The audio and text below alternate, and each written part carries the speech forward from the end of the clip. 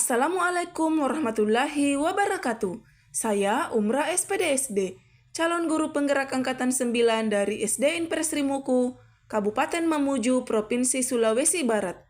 Di video ini, saya akan memaparkan koneksi antar materi pada modul 2.1, yaitu pembelajaran berdiferensiasi.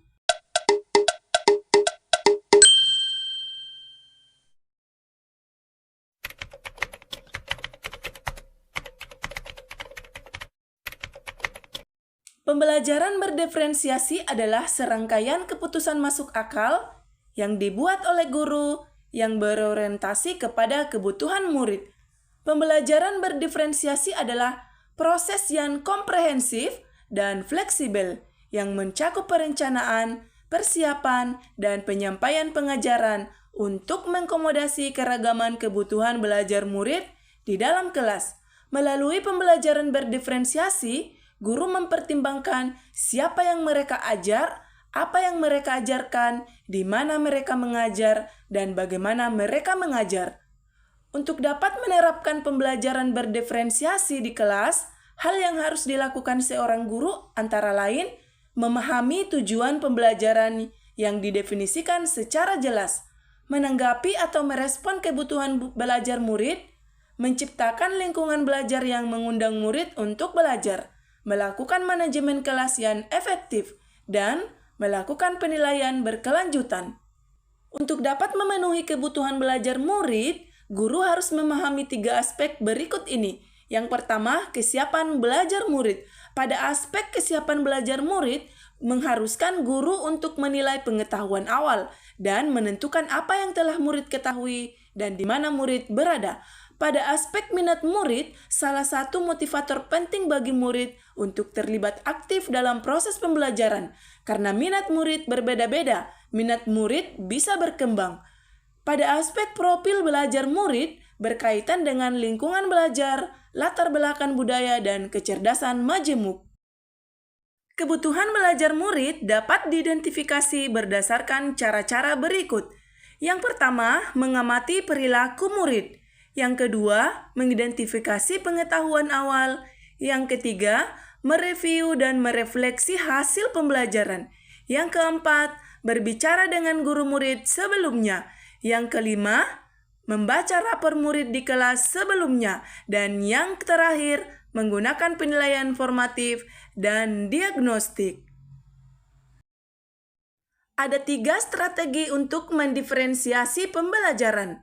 Yang pertama, diferensiasi konten, yang kedua, diferensiasi proses, dan yang ketiga, diferensiasi produk. Guru dapat melakukan salah satu atau kombinasi di antara ketiganya.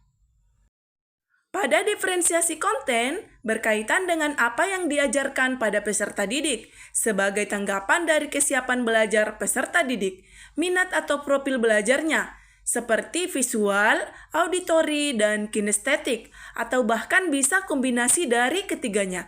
Pada diferensiasi proses, berkaitan dengan bagaimana peserta didik akan memaknai materi yang dipelajari, baik secara mandiri atau kelompok, dengan menyediakan kegiatan berjenjang. Bisa juga dilakukan dengan memberikan pertanyaan pemandu atau tantangan. Pada diferensiasi produk, berupa tagihan yang kita harapkan dari peserta didik, dengan memberikan tantangan atau keragaman, variasi, serta memilih produk apa yang dia minati.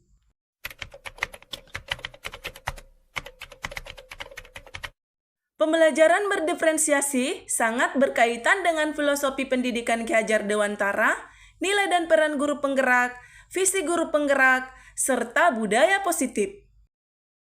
Untuk dapat melakukan pembelajaran berdiferensiasi, guru harus berusaha memenuhi kebutuhan belajar anak sesuai dengan kodrat alam dan kodrat zaman berdasarkan filosofi Ki Hajar Dewantara.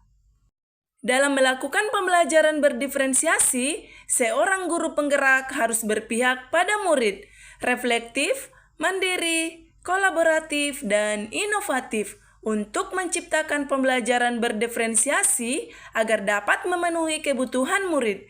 Dengan demikian, seorang guru penggerak dapat mewujudkan kepemimpinan murid dengan menuntun murid merdeka belajar. Hal ini sesuai dengan nilai dan peran guru penggerak. Pembelajaran berdiferensiasi dapat menjadi salah satu strategi untuk mewujudkan visi guru penggerak yang berpihak pada murid. Dalam pelaksanaan pembelajaran berdiferensiasi, guru dan murid harus ada kesepakatan kelas terlebih dahulu agar pembelajaran berjalan dengan baik sesuai dengan nilai-nilai budaya positif. Demikian pemaparan saya pada modul 2.1. Wassalamualaikum warahmatullahi wabarakatuh.